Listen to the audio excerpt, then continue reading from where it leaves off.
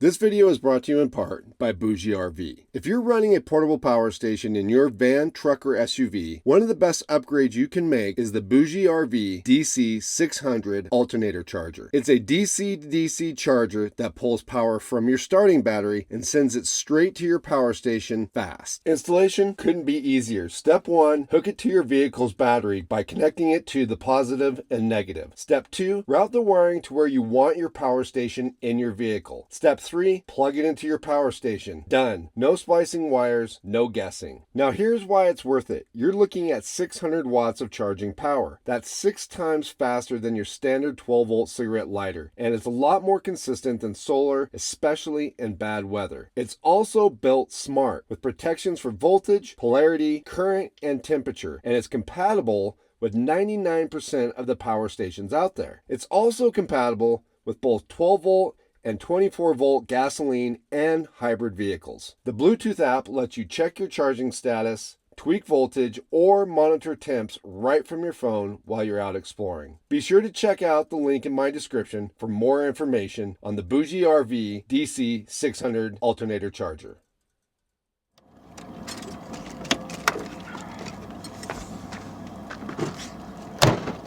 Let's go for a walk.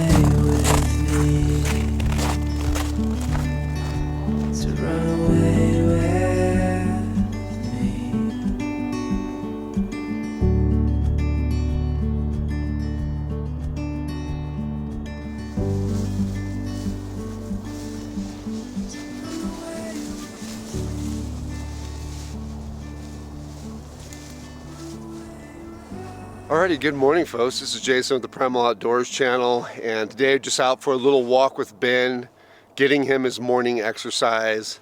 I'm just camped right off the highway. I've met back up with Beth with the Midlife Adventure channel, and this was just an easy spot for us to be able to reconnect.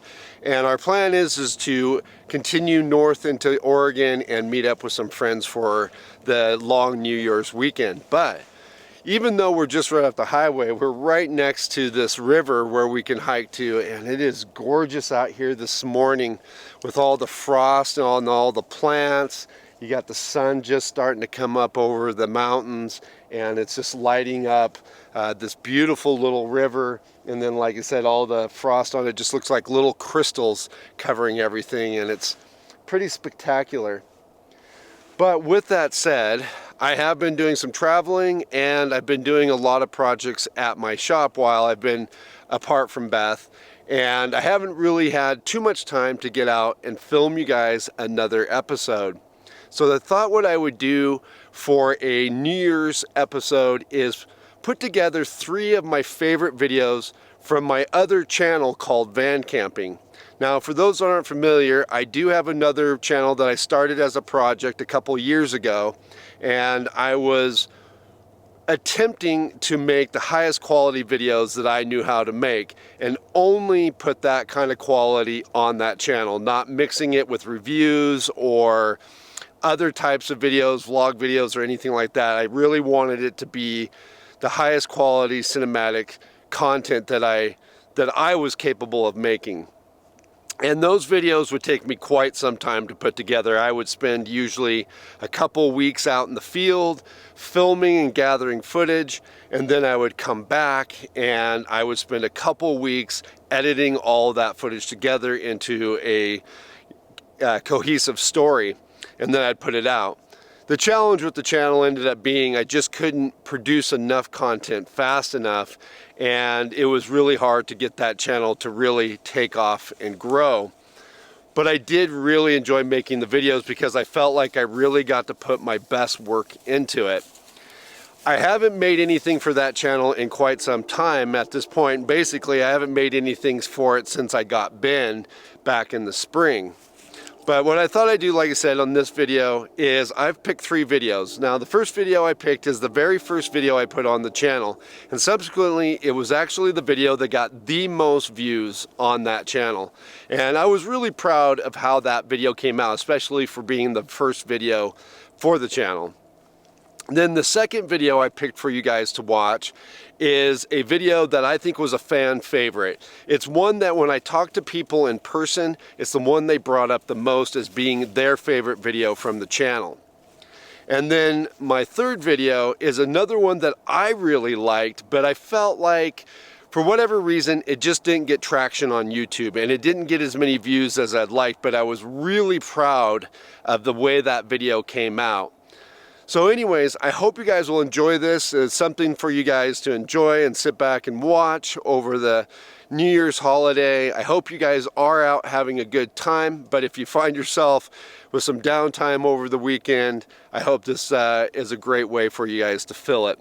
Also, let me know down in the comments if you miss me creating content for that channel and if you would like to see more content put out to it.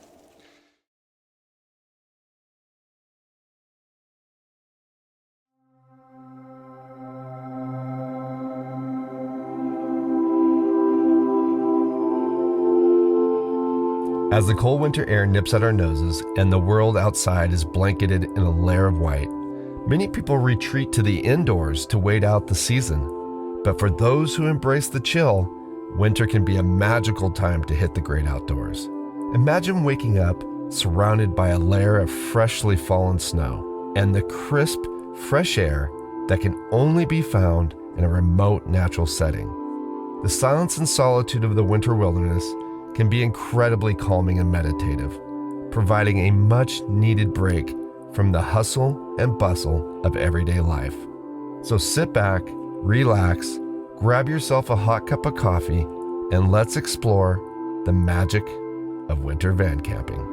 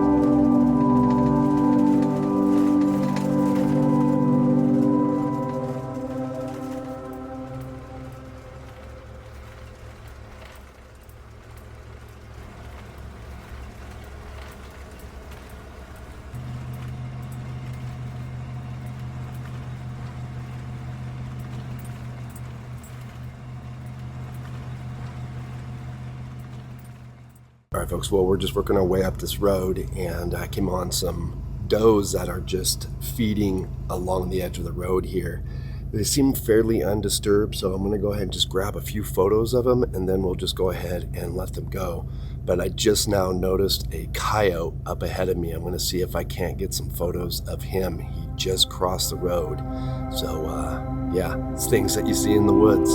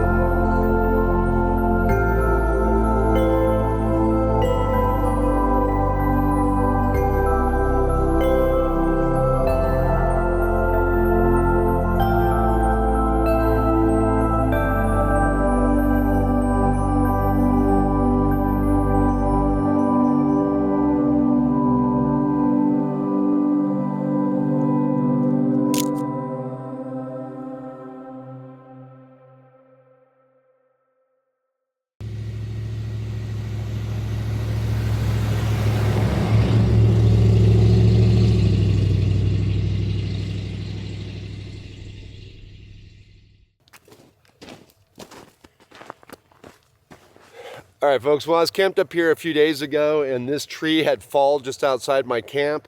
I ended up having to cut it out of the way in order to get by it and get out of this location. But since I knew that this tree was here and I knew that it was good and dead and dry, I figured I'd come up here. We'll cut a few more sections off of it, and then I'll go ahead, since it's such big rounds, we'll go ahead and just split it all up here, load as much of it as we can in the van, and then we'll go find a nice place to camp for a couple days.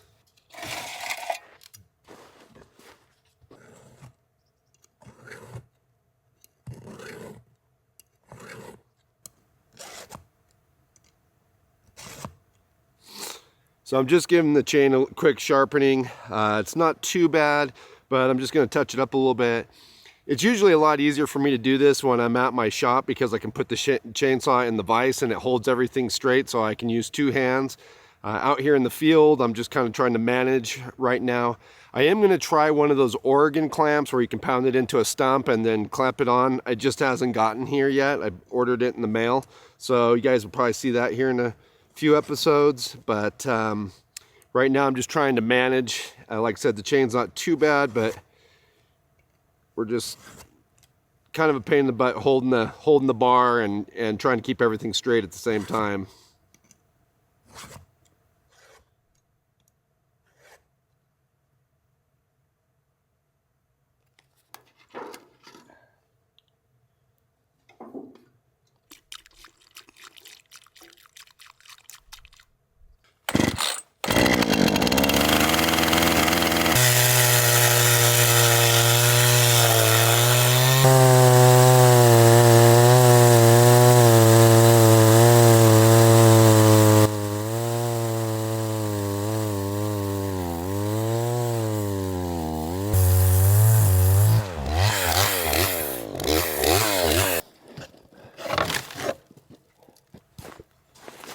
Well, I'll tell you what, guys, we took a little break after cutting all this wood, and I thought things were going to clear up pretty good, but man, just as quickly as things looked like they were going to clear up, it socked back in again, and we're actually getting a little bit of more snow or sleet going on here. So I'm going to get to chopping this wood. That's going to be the next project on my list. But before I chop the wood, I'm going to take the bark off. A couple reasons why is I am going to load all this wood in the van, and I just don't, the bark will just make it messier. So if I take the bark off, it should be a little bit cleaner. And the second reason is I just find that bark just doesn't burn that well. So I think the actual firewood will be a lot better without the bark on.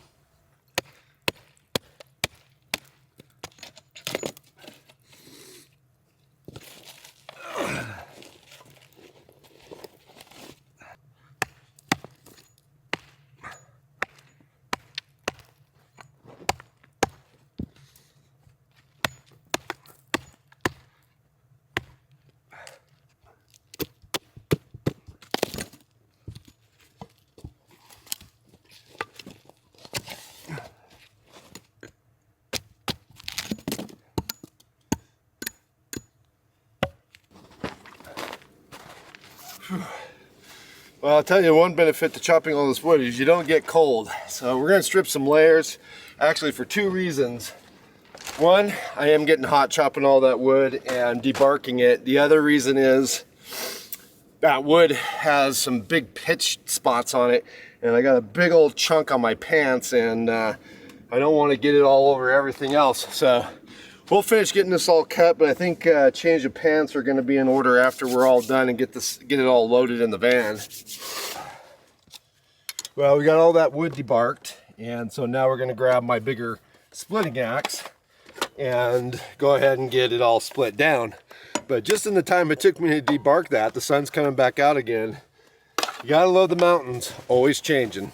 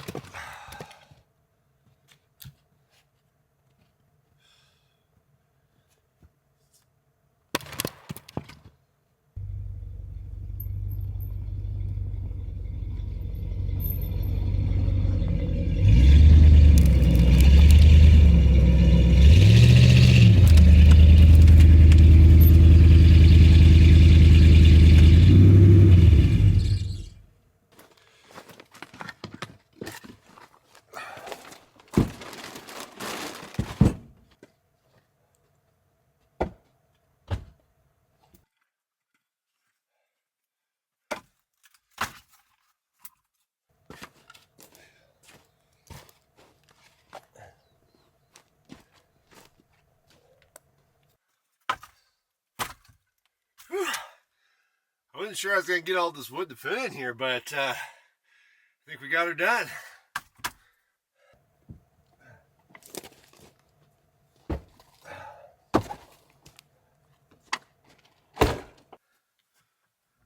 She's a little tight. Well, next time we'll have to pay more attention, make sure we leave enough room for this.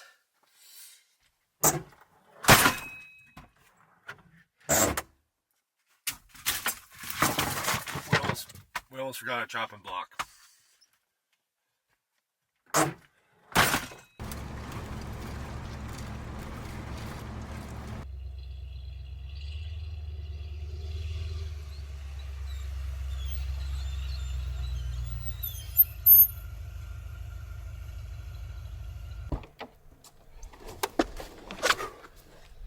Alright guys, well I think I found us a nice spot to camp. Got a little bit of a creek down here. Not sure how much the water's flowing, but did look like from a couple of spots where I could see it from the road that there was some flowing. And that'll be good because I've been up in these mountains actually for about a week and my water supplies in the van are running pretty low, so I was really hoping to find a place where the creek was running so I could use my filter system and refill the van. But yeah, I'm gonna kind of figure out how I want the van to be set in here, and then we'll get camp set up.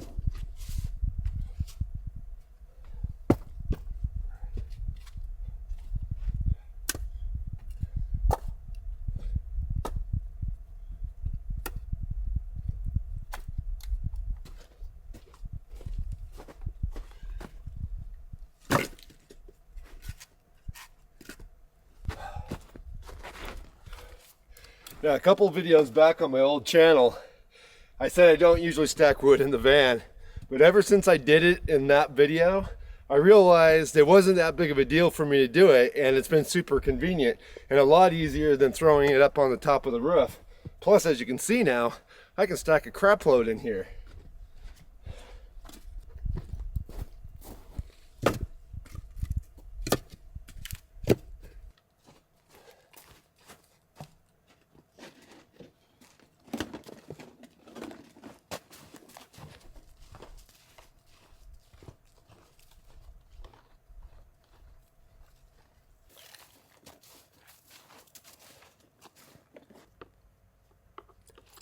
I'm always looking for ways to spend more time in the backcountry. By having a reliable water filtration system, I can access clean drinking water from natural sources such as creeks, streams, and lakes, which can help me extend my stay in the backcountry. There are many different types of water filtration systems available, ranging from simple mechanical filters to advanced systems that use ultraviolet light or other technologies to purify the water. I highly recommend that you never drink water straight from a water source, as the water in creeks and streams may be contaminated with bacteria, viruses, or other harmful substances.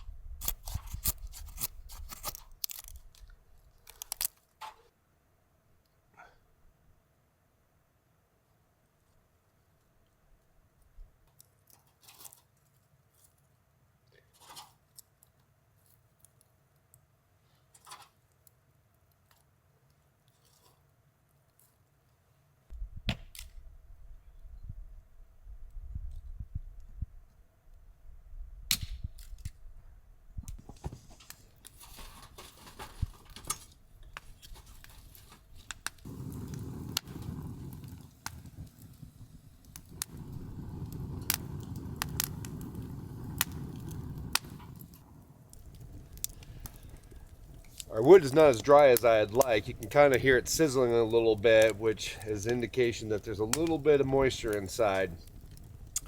She's fighting me a little bit getting going, but I think she'll be all right once she builds enough heat. And then what I'll do is I'll just make sure to keep some wood around the fire drying out at all times. And yeah, she should be okay.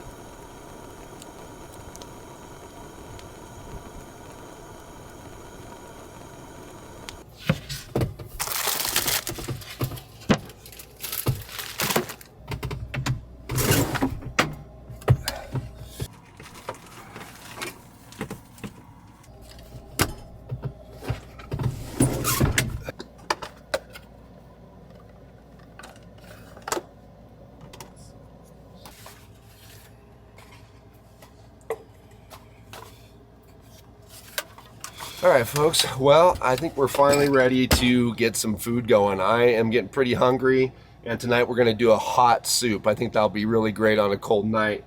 What we're gonna do is we're gonna take some of these Japanese style noodles and some vegetables that I have here, an egg, I've got some mountain quail, and then I've got a chicken stock that I made out of that mountain quail. So we're gonna put all that together into a nice, hot, hearty soup that we can go out and sit by the fire and enjoy.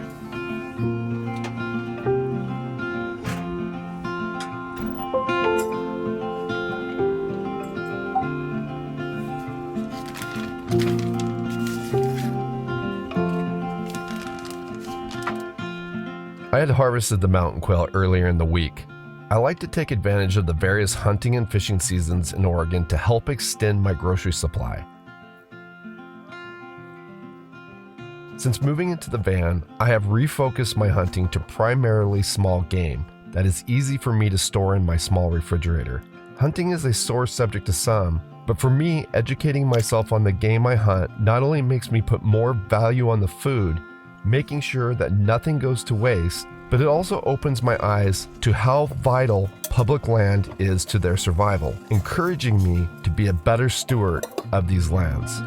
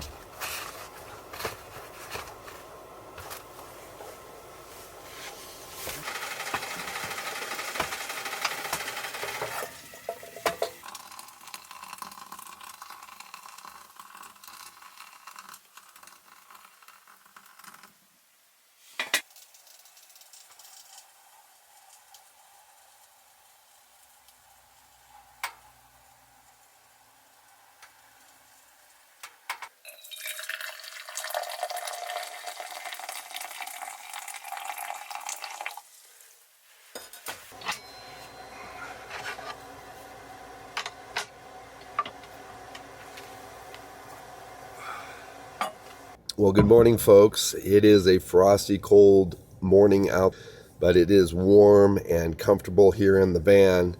I think this morning we're just going to relax a little bit, just chill in the van, drink some coffee, and then I'm going to make a small breakfast this morning inside the van because I don't want to get out right yet and start making a fire. I want to go out today and do some hiking. There's a band of wild horses out in this area, and I actually saw a couple of them yesterday coming in, so I'd like to both throw a pack on with some camera gear and go for a hike and see if we can't find them this morning and get some photos and video of them. And then we'll come back and we'll get that fire lit up and enjoy the rest of the afternoon here at camp. But yeah, I'm pretty excited about kind of hiking out and seeing if we can find those horses.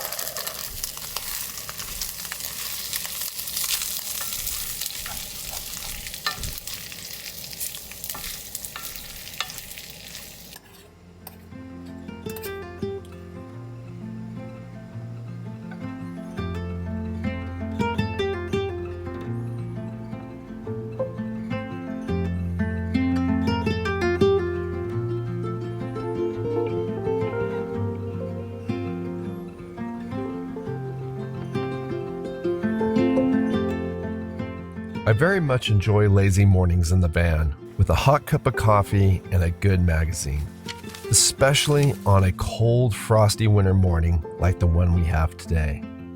When I built this van, I wanted to have a cozy cabin feel so that no matter how harsh the weather was outside, inside I would be warm and comfortable, just like it was a remote forest cabin.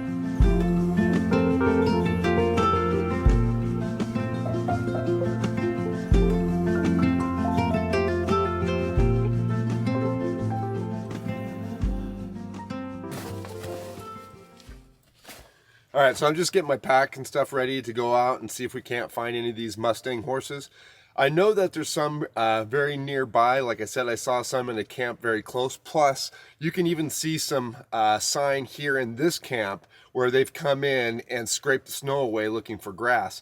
So we're just gonna go up in the hills and just take a look around and go for a nice walk today. It's beautiful out right now with the sun out. It's actually fairly comfortable.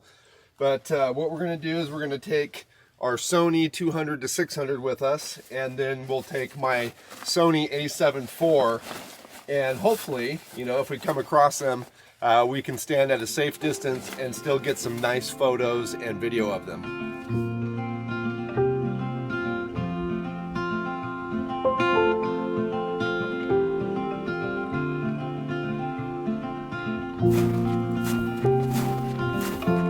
I wandered around for quite a while, and though I was seeing plenty of sign of animals in the snow, I wasn't finding any horses or any other wildlife for that matter. I took a moment just to enjoy the beauty and the corresponding views. In the direct sun, it was actually quite pleasant and warm, and eventually I started looping my way back to the van. And when I'd given up all hope of finding any wildlife, I finally spotted a single Mustang through the trees. This fellow was quite shy, and he wasn't letting me get very close. But earlier in the week, I had the opportunity to find a large herd, and they allowed me to get much closer.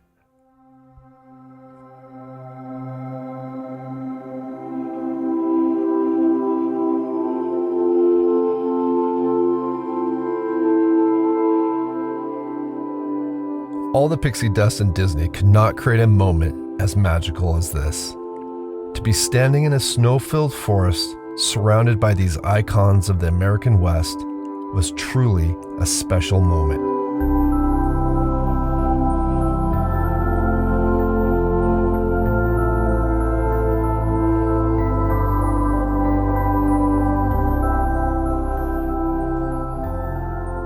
This band of Mustangs has seen their fair share of humans and are more tolerant than most, but I was still very careful not to push them too much.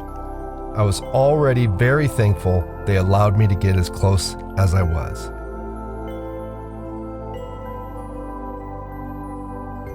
I got my images, a few video clips, quietly moved away, and left them in peace.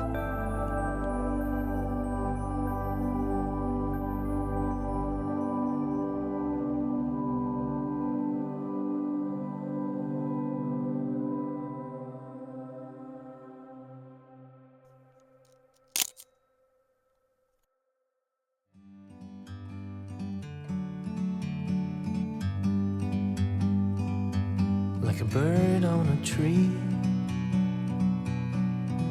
I'm just sitting here. I got time, it's clear to see. From up here, the world seems small. We can sit together. It's so beautiful, you and me. We meant to be in the great outdoors, forever free.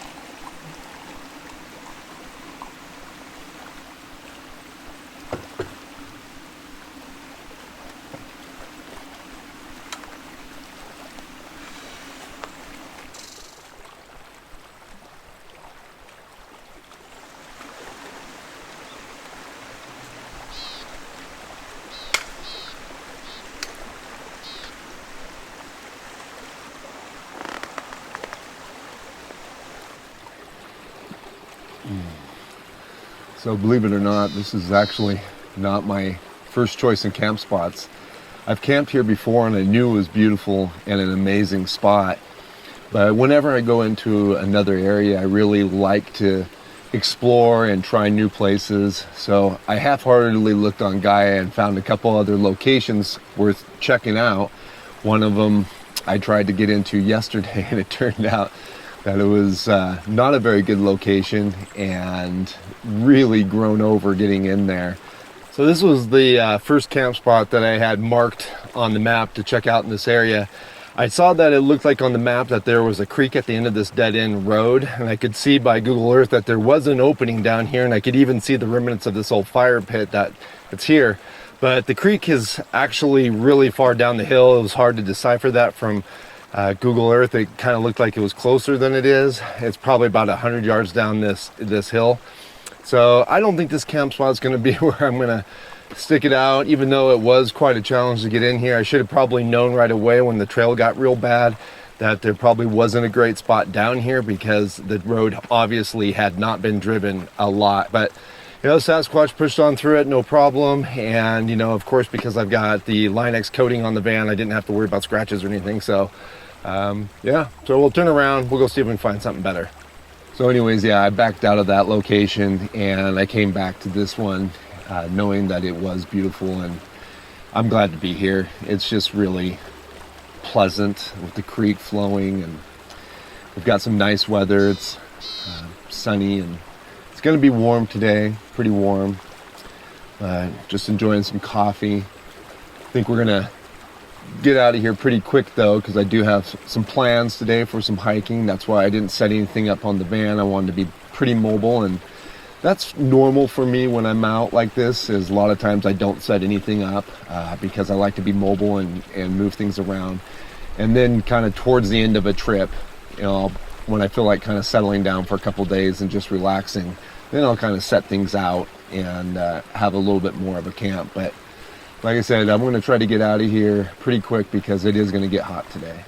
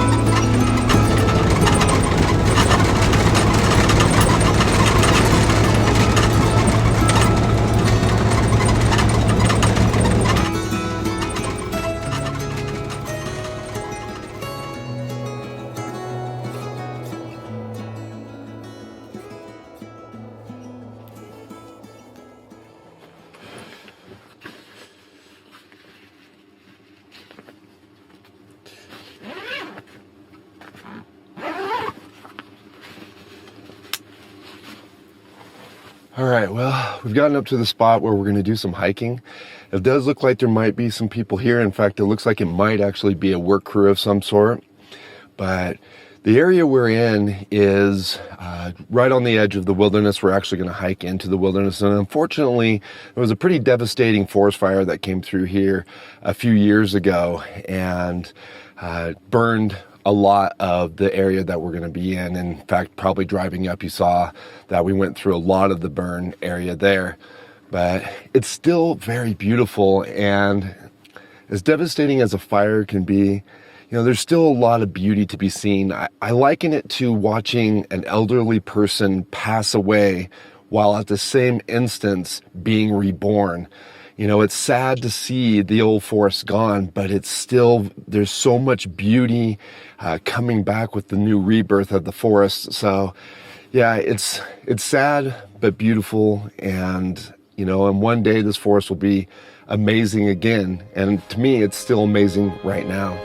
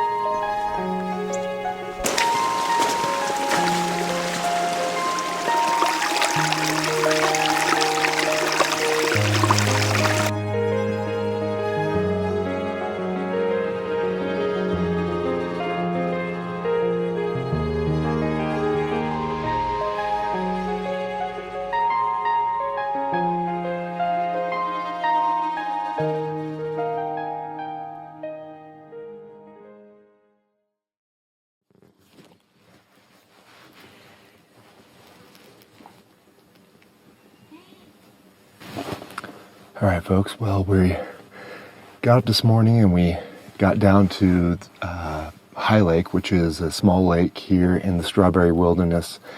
And it was my intention to come down here and spend a little time fly fishing and just hanging out on the lake. It is supposed to be a fairly warm day. But when I first got down here, it was a little bit busy. There's some people camped around, which is totally be expected this time of year, backpacked around here. So I thought maybe I'd just have a quick snack, hang out for a minute, relax, and then we'd go up high in the mountains, because I was here last year and I spent some time photographing some mountain goats. And so I thought, well, maybe we just spend the time, we'd hike up in the mountains, we'd check out some of the craggy rocks and kind of work our way around and see if we could find a mountain goat or some mountain goats to film or photograph. And just as I was about ready to kind of start packing up and heading out, I noticed over across the lake that there was some mountain goats on the hillside. So I got out my long lens, which, I had my backpack, my big long lens, and started getting some video and some photo of those mountain goats. But as I was doing that, I noticed that just over to the side of me, there was a whole herd of mountain goats. And they were all actually right down here low on the lake. You might be noticing there's one right directly behind me right now. And in fact, I know you can't see from this camera view, but they are all around me right now. I've got one that's just walking beside me over here, and I can hear another one behind, just out of camera over here. But they're starting to kind of move through now, but there was a big group of them right in here just a few minutes ago, and I've just been, it's been probably an hour that I've just been sitting here and photographing and getting film of these guys. And they don't, like I said, they don't seem to be too concerned about me. I mean, they are aware that I am here and they keep their distance, and I'm doing the same, keeping my distance. But man, what an absolutely fabulous experience to be out here in the wilderness along this beautiful lake and have these wonderful animals just hanging out, basically just hanging out around me. And many of them have babies, pretty young. I wouldn't say they're baby, but they're definitely very young. So yeah, it's been, and I'm gonna have to pay this guy extra for just hanging out in frame with me while I did this talk. But yeah, what a great day.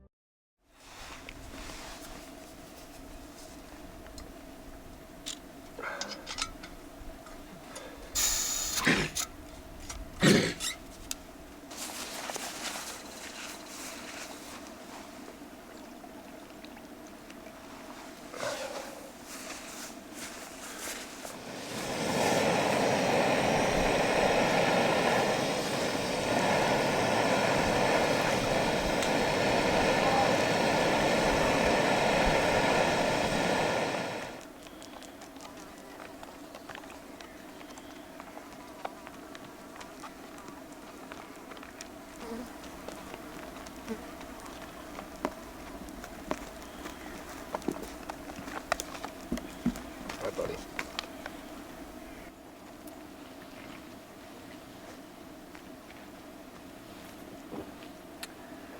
Well, we're just sitting here enjoying a little bit of coffee. It's gotten quiet on the lake. Pretty much everybody that was down here when I first came has packed out of here and moved on. And the goats, I spent quite a bit of time with them this morning getting photographs, and like I said, they pretty much just hung right around here where I was at for a long time, but they eventually did move on. I think they're just off in these trees in some shade, somewhere where they can stay cool.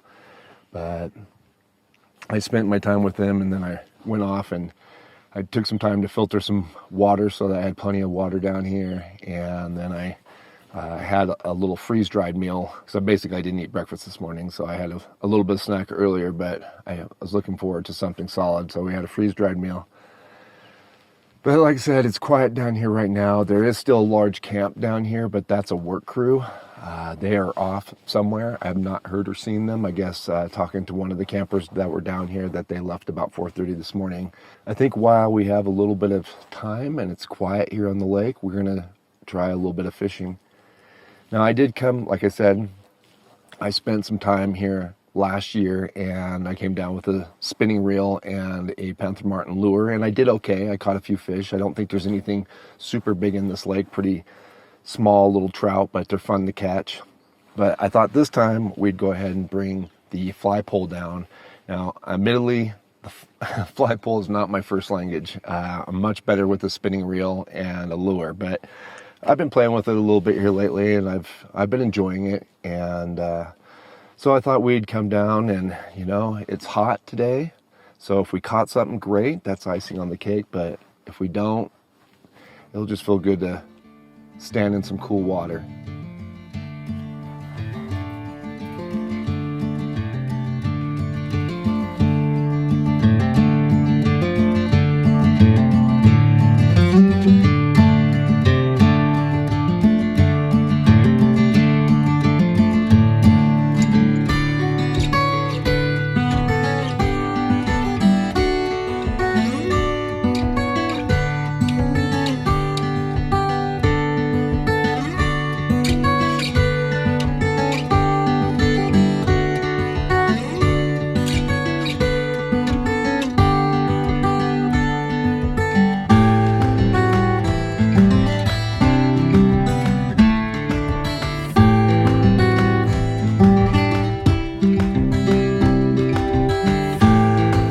I thought I'd show you if I can keep my feet from getting tangled in my line.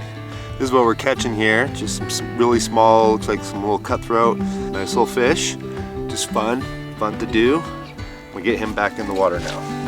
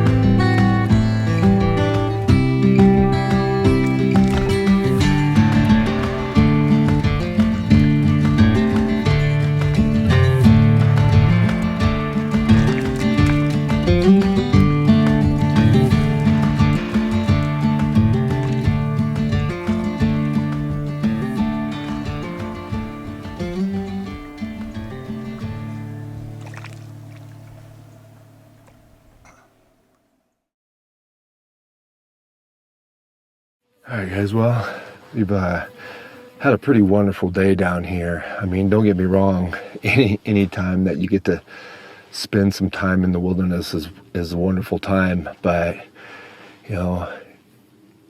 today just blew away any conceptions that I had for the day as far as what I thought might happen or what I might see. I thought there was a decent chance that I could see mountain goats because I'd seen them before, and if I did take the opportunity to fish, I thought there was an opportunity that I might catch one or something like that, knowing that I'm not really a fantastic fly fisherman.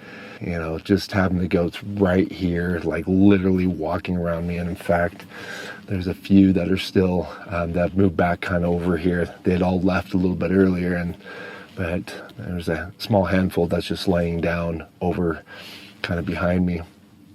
But yeah, and the fishing, just incredible. What a great place if you ever wanted to get the bug for fly fishing, this is a great place to come because they're just so active. And I caught so many fish, I couldn't believe it. Of course, they were all just tiny little fish, but still fun, just fun. So, but anyways, it is getting late in the afternoon, so I think I'm gonna pack up what I've got and we're gonna head back up to the van and find somewhere, and we'll just get settled for the evening and relax and have some dinner.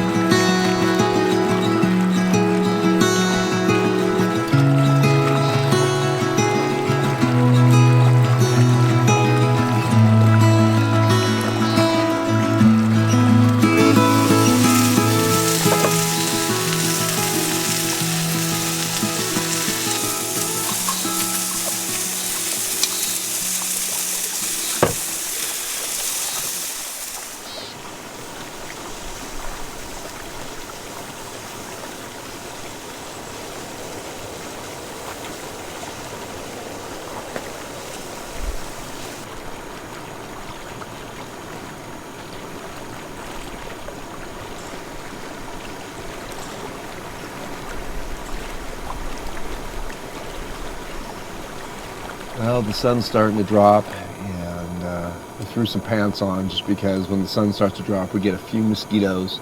Not too bad, actually. It's been real pleasant here, especially for this time of year. We're kind of in that in-between time when the mosquitoes could still be bad in some areas, but they're starting to wind down at least. But unfortunately, the yellow jackets are starting to come out, and they like meat. And when I was cooking those steaks, they wanted those things as bad as I did. So we had to kind of rush through that pretty quick, or else we were going to have a real problem. It's been a couple days since I was down with the mountain goats, and it's been just real pleasant. We keep coming back to this camp. Nobody's come in and taken it over. We take off, and in fact, I did go back down to the lake a day or two, and just play with my fly pole and have some fun catching those little trout, because they seem to be super easy to catch on that lake, so that's fun. I did practice a little bit in the meadow. I did practice my fly casting a little bit. I watched a couple videos. I think I still have a very long ways to go, but we did have a good time down there on the lake the last couple of days.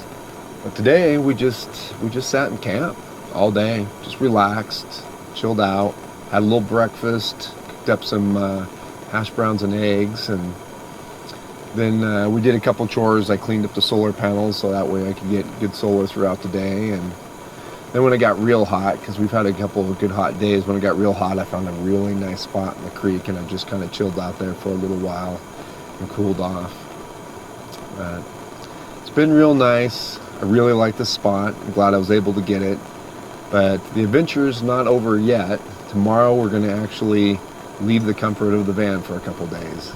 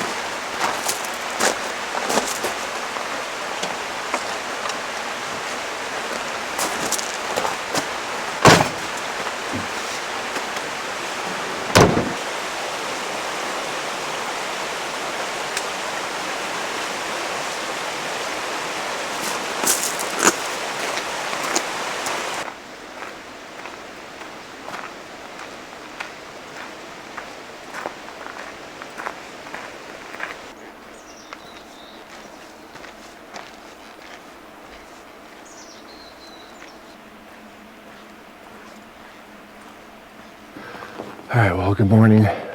We've gotten up early this morning and we've come up to a trailhead. We're going to hike up into Strawberry Lake, which is in the Strawberry Wilderness. And that lake, I've been to it once before, and it had some nice cutthroat trout in it. So I thought it would be a fun time to just go up and spend a couple days backpacking. I haven't actually done that for a while. It's a fairly short hike, but it is pretty steep and a lot of switchbacks. But it is nice because there's a little cloud cover this morning, so it's making the hike a little bit cooler and a little bit more comfortable.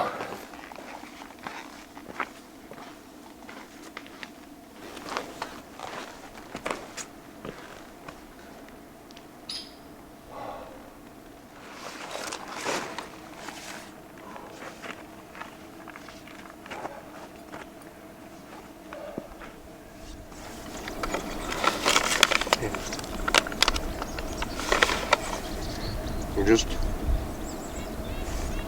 Okay, no,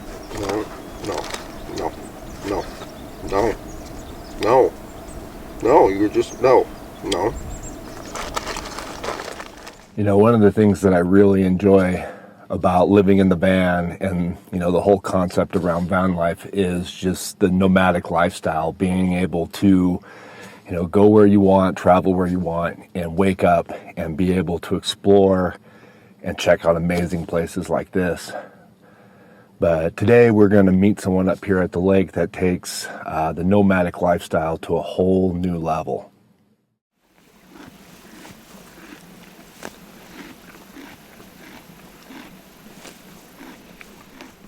Well, hey there, I'm Michael Ridge. I've been living and traveling nomadic on horseback for the last decade, spending all my time out in the wildlands, April through fall. And then I spend the winter time in my teepee. So every fall I have to look for a winter camp, which is essentially just a break from 6 months of nomadic travels. And wherever that happens to be, it's different every year. And in the meantime, I just explore anywhere I want to and go anywhere. Spring ride out is typically in April. So my travel season started out this year in the Klamath Basin near a tiny little town called Sprague River, Oregon. Now I'm here in the Strawberries.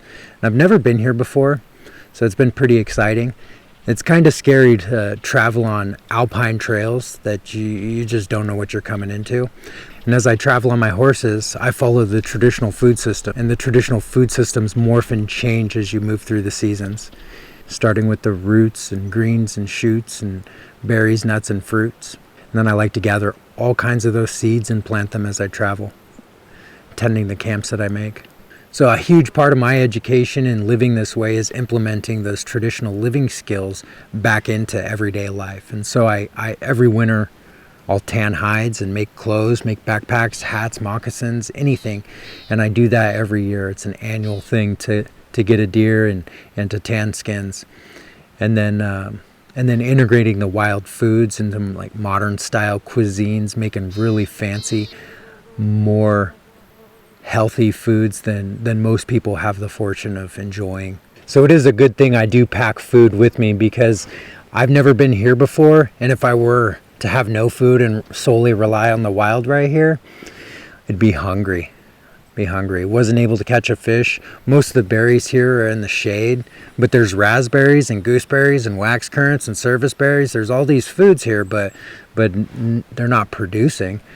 So with my horses, I can ride every single one of my horses, both the horses and my mule. But I prefer to ride Taka because she is the Cadillac. And I have to carry all the tools and equipment to put shoes on my horses as I move. Yeah, so don't travel with a normal backpacking tent, which might be convenient for bugs and stuff. So as you can see, I got a mosquito net, and I like the canvas tarps. So I carry 2 canvas tarps, and both of them cover a pack for both pack horses. And so if we happen to be traveling in bad weather, these canvas tarps keep my packs dry, but also suit as a shelter. I got an overhead tarp and a ground tarp, and then that allows me to actually have a fire in my shelter through the harsh of spring and the fall. Once summertime comes, then no fires, but lots of bugs. And so this bug net has been a lifesaver. It's a new feature to my life. So if you want to see more of the journey that I share online, you can check it out on TikTok, YouTube, Instagram, or Facebook. I post on all of those platforms.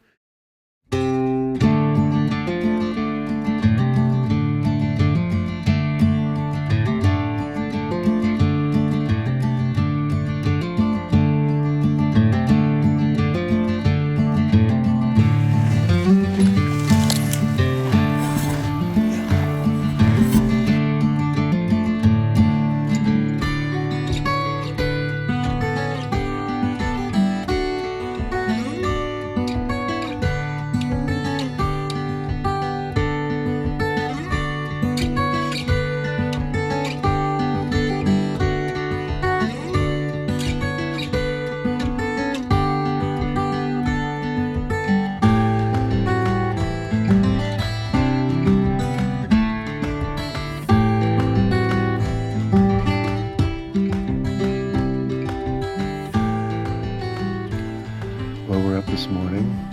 It's still pretty early yet, a little bit after 6. Sun's still on the other side of the mountains. Kind of cool here in the forest. And it's really quiet and calm. We're having a little bit of breakfast, a little breakfast skillet, one of my favorite mountain houses. You might be able to hear the horses in the background. They're just munching away. Yeah, we're just kind of getting a slow start. Just enjoying the beauty and relaxing.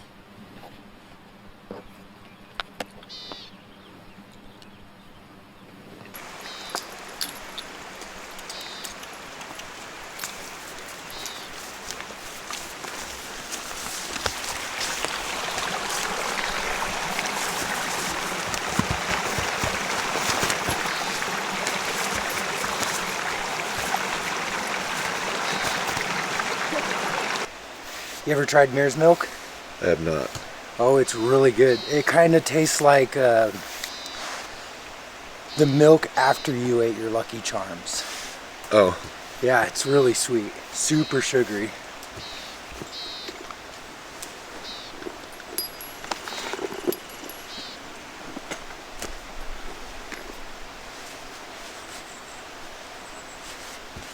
I'm always really gentle with my horses. I try to be polite. I don't throw my shit on them. So many people do that though. If you feel this horse compared to Taka, she is like either tense or got a lot of muscle. She is firm. Yeah. Like a rock. And I think it's a little bit of both. Yeah. She's been packing all year, so she's toned up, muscly. She's got pitch on her ass.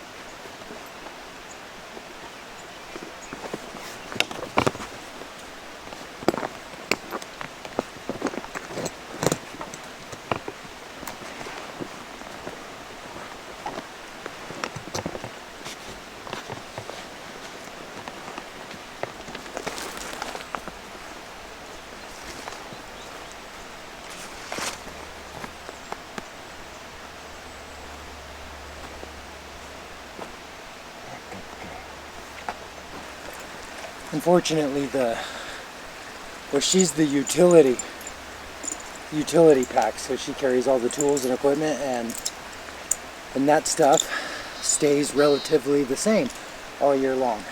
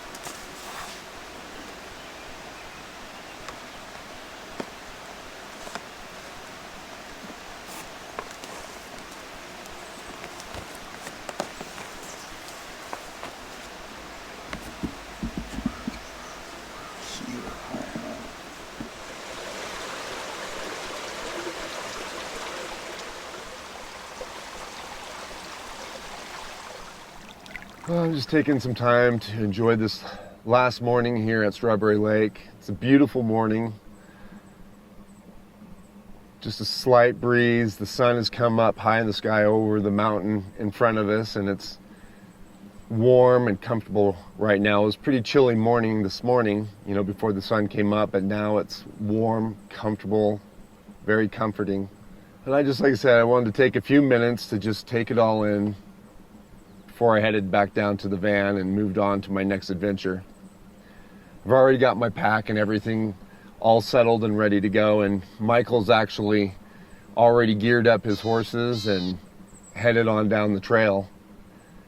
It was interesting to spend time with him this weekend and learn about his nomadic lifestyle and the simplicities and complexities of living like that in this modern age.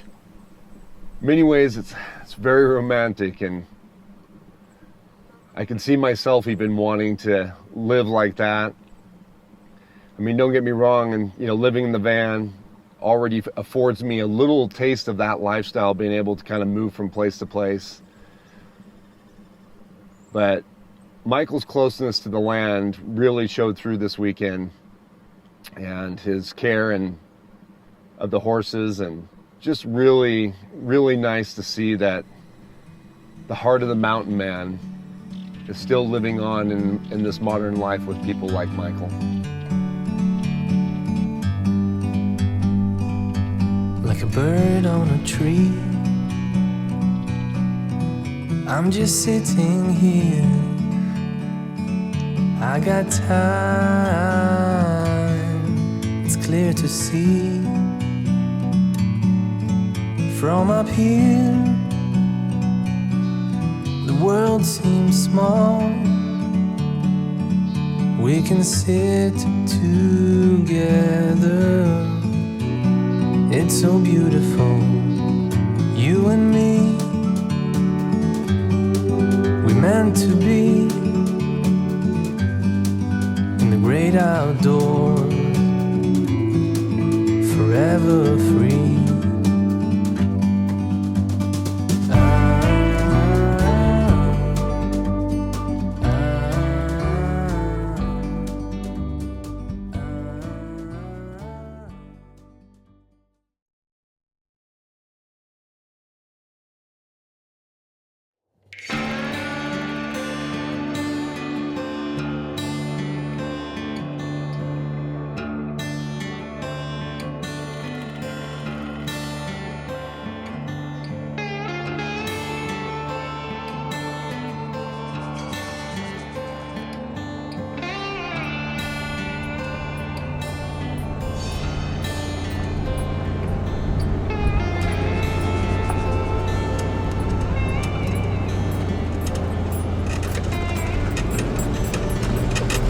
Well, folks, we are working our way through some absolutely stunning country, and I'm quite honestly just trying not to kill myself looking at all the beautiful views.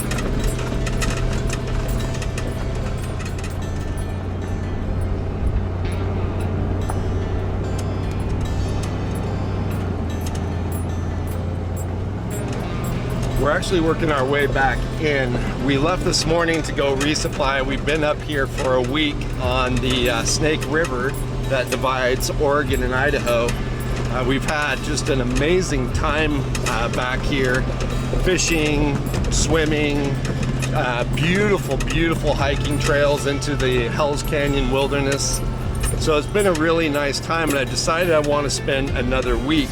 Now, it is a good drive to get in here, but it's well worth it to me. Like I said, it's a beautiful spot. I think it's a great location for you guys to check out.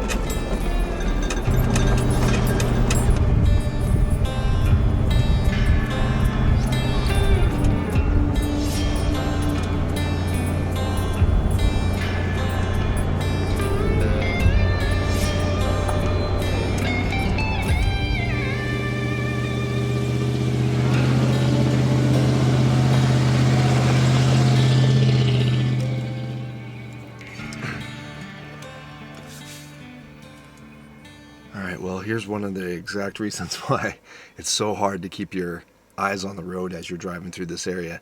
Not only is the terrain stunningly gorgeous, but there's a lot of wildlife in here, and I've luckily come across probably one of the more rare inhabitants of this area, which is bighorn sheep. There is quite a few in Hell's Canyon, but I would say when it comes to wildlife, you're going to see more elk and deer and wildlife like that.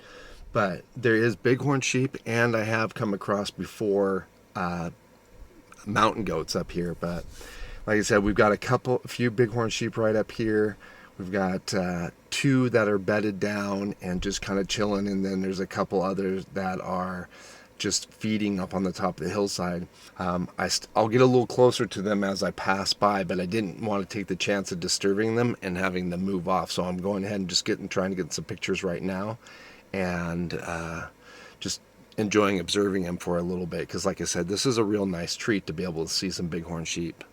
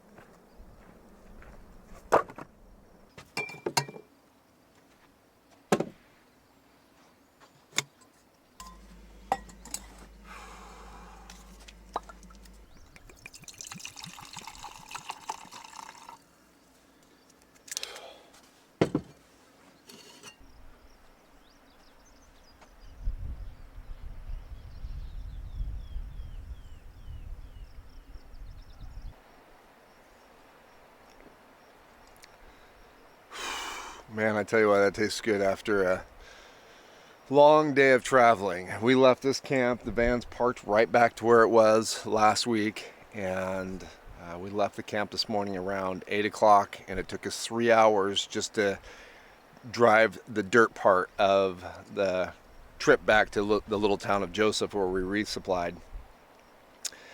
But yeah, it's nice to be back. I think tonight I'm just going to have a little sip of whiskey and relax, maybe straighten a couple little things in the van, but I'm just gonna take it easy tonight. We'll worry about camp setup tomorrow. We've got a full week, we've got all the time. We don't need to worry about being in a hurry.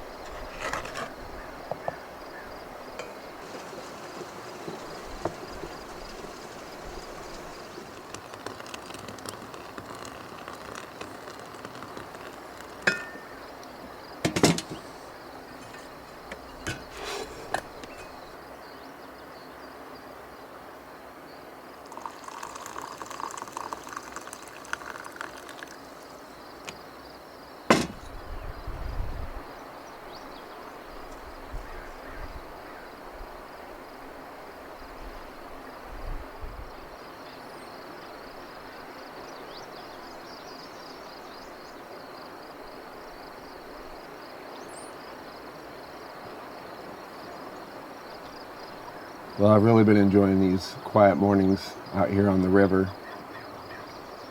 For a few hours each day, you don't get too much traffic. In fact, pretty much none until about 11 or so, and then you might start getting some boat traffic up the river. I think it just takes them that long to get from Charleston to where I'm at. But like I said, for a few hours each morning, it's quiet and it's peaceful. Sometimes I fish, spend a little time down just fishing along the river, or sometimes I just sit and have some coffee and watch water flow by.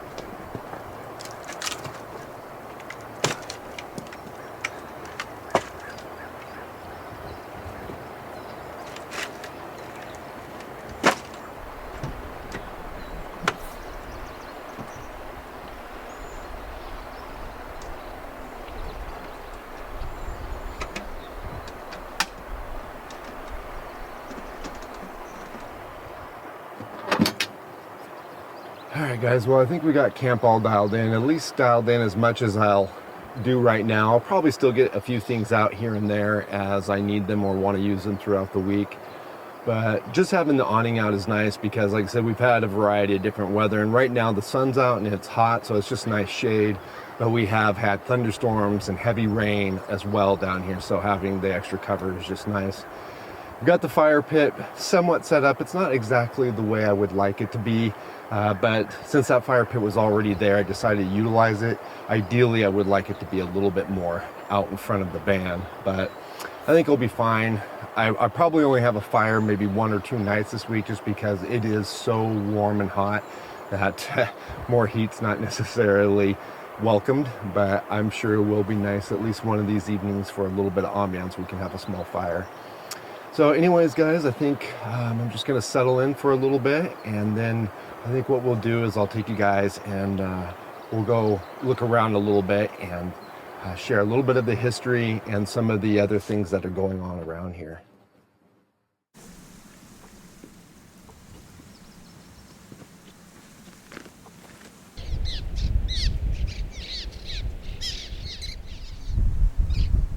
Well, we've enjoyed some pretty beautiful weather for most of the afternoon. It's been hot and sunny, and quite honestly, most of the time I've spent in some swim shorts, cooling off in the river, and spending a little time bass fishing. But we do have a thunderstorm rolling in right now, and I'm even feeling a little bit of rain. This has been kind of the norm we've had for the past week or so, in the fact that we either start off with cloudy skies in the morning and then it gets sunny in the afternoon, or like today, we start off with fairly sunny skies in the morning, and then by the afternoon, the thunderstorm starts rolling in and we get a little bit of wind and rain. Now, some of the times we've actually gotten some pretty significant rain and it's really poured, but today so far I haven't seen anything like that. It's just been some rolling thunder, and that's about all I've witnessed at this point. I stepped away from my camp because I wanted to share with you guys a little bit of the historical significance of this location where we're at. Now, this is called Doug Bar, and there's a lot to see and do here. There is a little ranch house up here with some outbuildings. We got a little airfield. We got a boat launch. But then there's this informational booth that talks about the Native American tribe, the Nez Perce. Now, the Nez Perce did live up in the hills and river valleys here in Oregon, but they were pushed out by settlers and the U.S. Army to be moved onto a smaller reservation in Idaho. War eventually broke out, and they tried to flee into Canada, but they were caught in the Bear Paw Mountains of Montana. Now, the significant part about this particular location here is this is where they were forced to cross with all their people and thousands of head of horses and cattle, and it was during May of 1877. Now, in May, you would be right in the middle of spring, so the river would be raging very hard. You would have spring rains, snow melt, and plus, you're probably looking at the river right now, and it looks pretty gentle, even though I can tell you the current out there is quite strong. But right now we do have a dam in place up that would not have been at that point in time. So I'm sure it was much a different landscape than what we have now, what we're seeing now. So anyways, if you guys are interested, you can read about it. If you come out here, you can read about it here on these informational signs, but I'm sure you can find information on the internet as well. So behind me and just below the ranch, what looks to be the ranch's old field, there's now an airstrip, and it is marked as a U.S. Forest Service airstrip on the map. I've seen quite a few pilots come in and land. They don't seem to stay very long or hang out. They just kind of land their plane. Some of them have gotten out, but most of them just turn around and then fly back out. So I don't know if they're doing some kind of training, trying to log some hours. Maybe if you're a pilot and you have some information on that, you can let me know. But it does seem fairly active. I've seen quite a few, probably a half a dozen planes come through in the past week or so.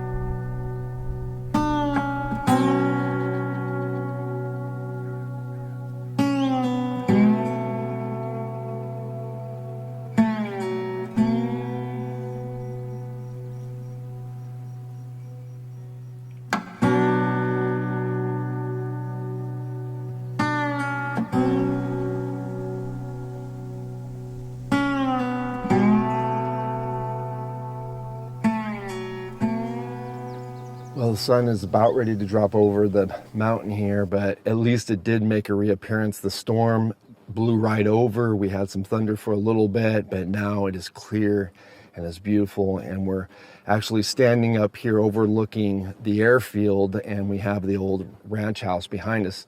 Now, to be 100% honest with you guys, I don't really know much about this place. I've tried to do a little bit of internet research, but I can't find anything definitive that tells me too much about it. There are some signs on here saying that it is now Forest Service property, but I don't know if it started off that way, that this is a Forest Service outpost that was built and they had horses here and livestock, and that's why we got the pens and the barns and everything like that, or if this was actually a working ranch and the Forest Service eventually took it over. If anybody has any information on it, I'd love to know, and if you could leave that down in the comments, it would be much appreciated. But Anyways, I mean, I've been walking around, and it's, like I said, with the sun out and everything, it's just been stunningly beautiful, and it's been a real joy to explore and just, check out the place. But with that said, like I said, the sun is starting to drop, so I think I'm going to shuffle on back down to the van and settle in for the evening.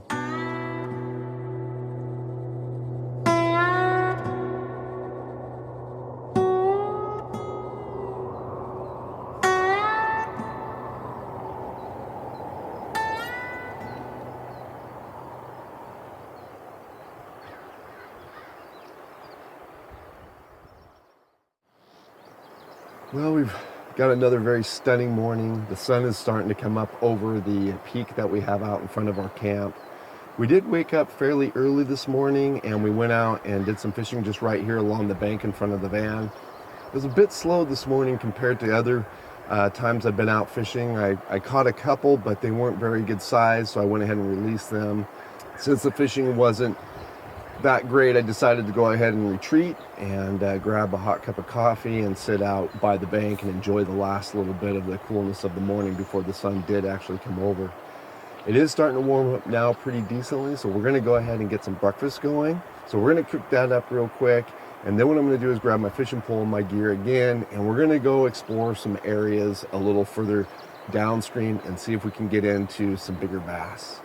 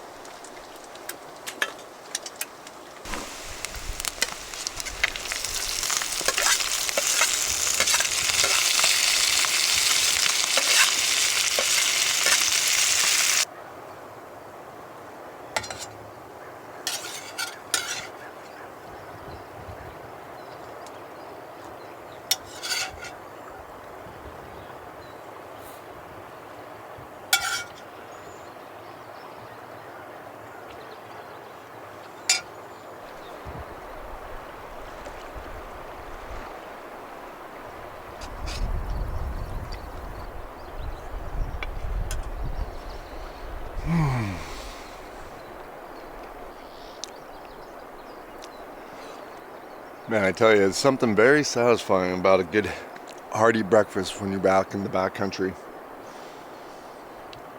Eggs, sausage, hash browns, a little Tabasco, some seasoning. Super delicious. Best part about it is I got plenty of leftovers, so when I get back from fishing, if I'm hungry, I'll just reheat that and have lunch.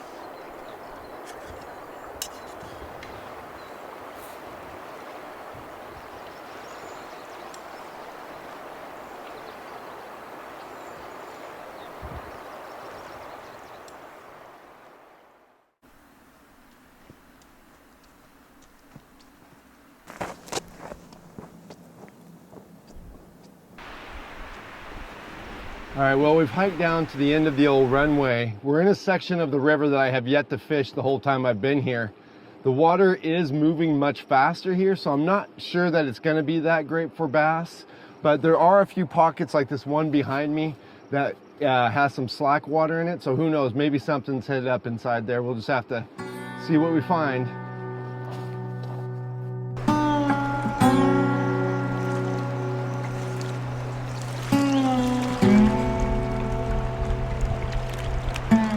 Alright, so while I was walking down here, I accidentally let my line get all wrapped up around the tip of my pole, and it got really knotted bad, so I just decided instead of spending forever unknotting it that we would just reline everything. But all I've been using down here is I got a little swivel, probably about maybe 1.5 to 2 feet of leader, and then I've been using a 1/4 ounce Panther Martin. It's the black with the yellow dots. Pretty much my go-to. I call it the proven performer because it just catches fish. Though admittedly it's not catching fish today, or I mean it has, but been a little slow today.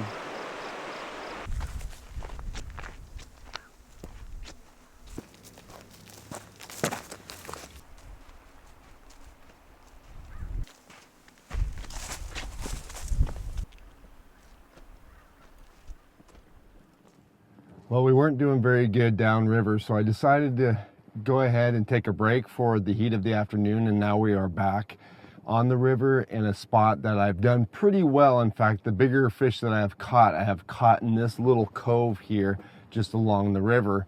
And last night, in fact, I caught the biggest one that I've caught since I've been here. All right, so I just caught this guy, and yeah, he's a nice one. He's probably the biggest one I've caught out of the river so far. He's gonna flay up real nice, and he might be tomorrow night's dinner.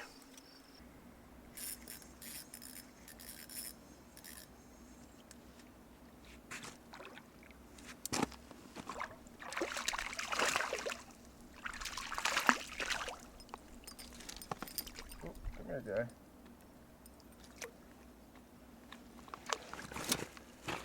All right, so this is, like I said, the typical size I've been catching here, but he's not horribly big, and since I've already got fish in the freezer and in the fridge, we're just gonna let this guy go.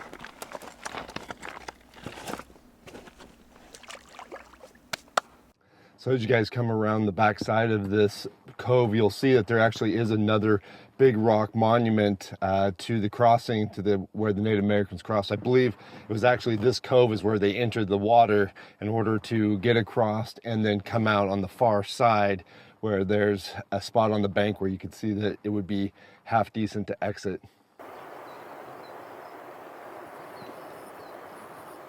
Whoa, this one feels good.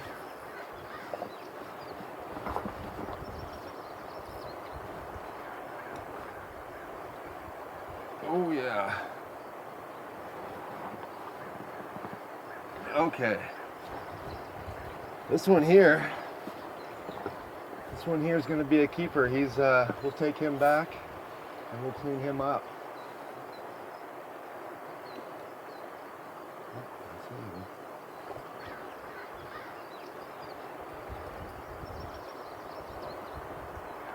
Oh, hold on, guy. Oh, there you go. Well, that wasn't the most graceful, but all right, well, I think I'm going to call it. We've got the one fish. It's not the biggest in the world, but it's a good size for the pan. Sun's just about down, so I think what we're going to do, since this is one of the cooler days that we've had, so I think this is the night we're going to go and fire up a little bit of a warming fire, cook up the bass I caught last night. We'll put this one in the freezer and just relax for the rest of the evening.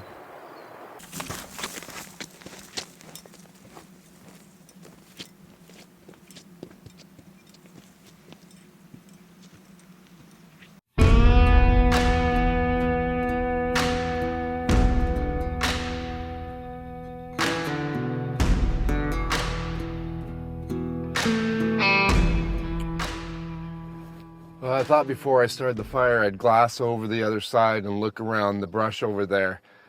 It's been a couple days since I've seen him, but we did have a small bear over there that was hanging out, and I seen him a few nights, and he would be up in the trees foraging around. I know down for sure there's one of those trees is a mulberry tree, and then the rest of them look similar to these, which I think are like a sugarberry tree or something like that. But he'd be up in them and foraging around, and then one day he was down on the rocks and foraging around the rocks.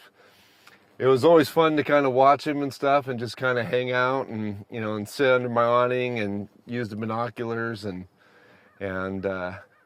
just watch his little antics and stuff as he'd mess around in the trees. But like I said, I haven't seen him for a couple days, but I check every night anyways.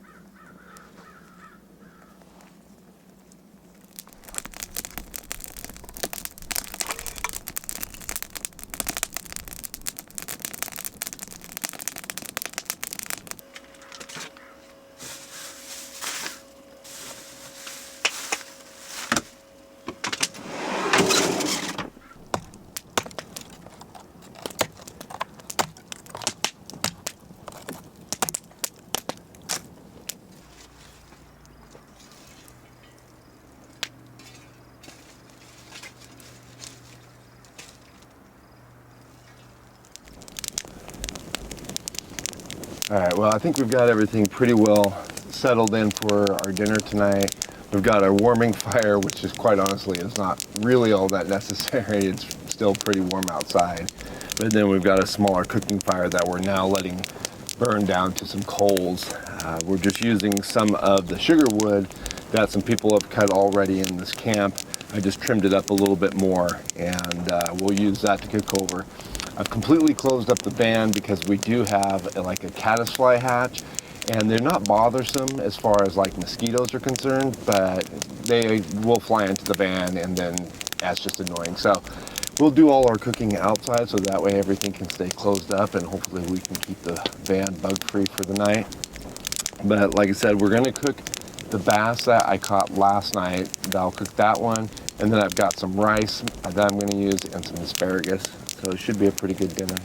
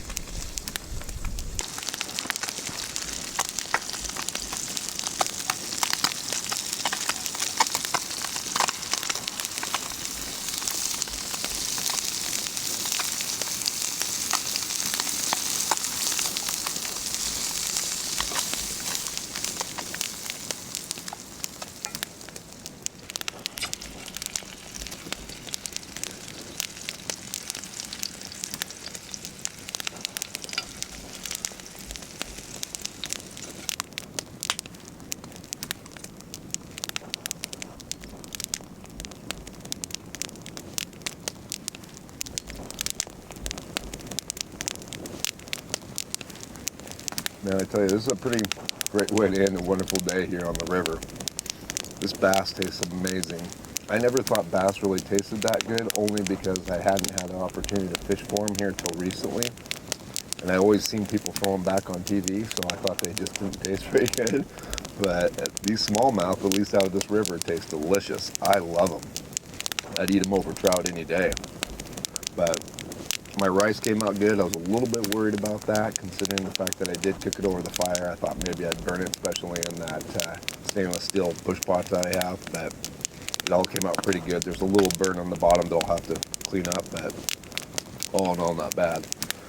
But yeah, sitting here with a good meal and crackle of the fire and the gentle flow of the river, calm night, just pretty special, pretty special.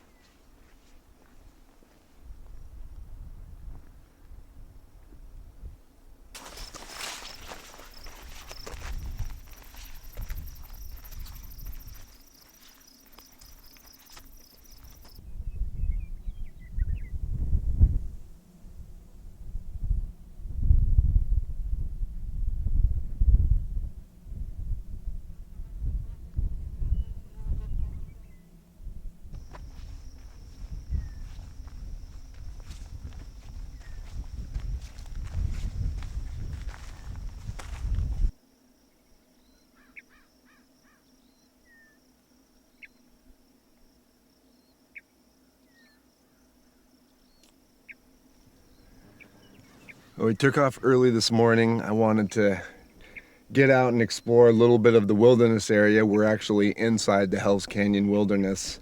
Wanted to explore a little bit more before we left, and I wanted to get out here while it was still fairly cool in the morning. Though it's been a pretty nice day. It's a little bit overcast, a little bit sunny, but not too cold, not too warm. Just a good, comfortable day. Right now it actually feels really good because I've got a little bit of a breeze hitting me from the back, and with my back being a little bit sweaty from the pack, it feels very cool and refreshing. I haven't seen too many animals today. I saw some bucks over on the Idaho side. It looked like a bachelor group of bucks way up on the hill. And then I saw a doe and a fawn this morning, but not too much today. I did hike in here a few days ago, and I saw some more deer moving around. And in this valley here, I actually saw some elk, but they were far, far off and hard to see. There was one single that was kind of out in the middle of the area. I didn't see any others with it. I'm sure as far away as it was, something could have been there and just bedded down and I wouldn't have seen it. But I also saw some turkeys. Spooked a couple turkeys coming in that day, a couple tom turkeys, so that was fun. Yeah, like I said, all in all, this trip has been pretty good because I had a variety of animals that I would like to have seen, and I pretty much feel like I've seen most all of them. I really wanted to see a bear, and I would have never have thought that I would have had the opportunity to just sit and watch one from right across the camp, sit in my awning in my chair. I thought I'd have to hike out here and glass hillsides for hours to find one. And I haven't seen one on any of the hillsides, but got to enjoy that one there that right across from my camp. There's a lot of wildfires blooming right now, and it is beautiful. And the fact that everything's still fairly green, you can start to see that things are starting to turn and it's starting to get a brownish tinge to it, but there's still a lot of green in the hills, and there's a lot of, like I said, wildflowers, and they're beautiful. In fact, right up here, there's some that look like these little tulip things. I don't think they are tulips, or maybe they're part of the tulip family, I don't know, but they're a variety of colors from white to very purple in color. Really pretty. But like I said, I think this is my last day. I think I'm going to pull out of here tomorrow, and we'll go adventure into some other areas. But I don't know, I feel like I could just stay in this spot forever. Has everything that a guy could want, I think, you know. Good fishing, plenty of space to stretch your legs. It's a pretty special place for sure. Like a bird on a tree, I'm just sitting here. I got time, it's clear to see. From up here, the world seems small. We can sit together. It's so beautiful, you and me. We meant to be in the great outdoors, forever free.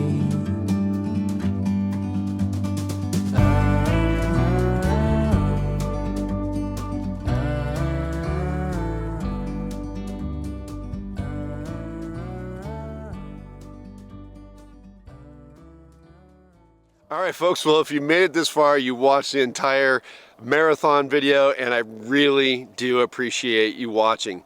If you guys want to see some more videos from that channel, I've put together a little playlist of some other videos you might like. If you guys would like to see me create more content for that channel, let me know down in the description below as well. Anyhow, if you enjoyed this, please do give it a like. Any other comments and questions would be great, and we'll catch you guys again outside.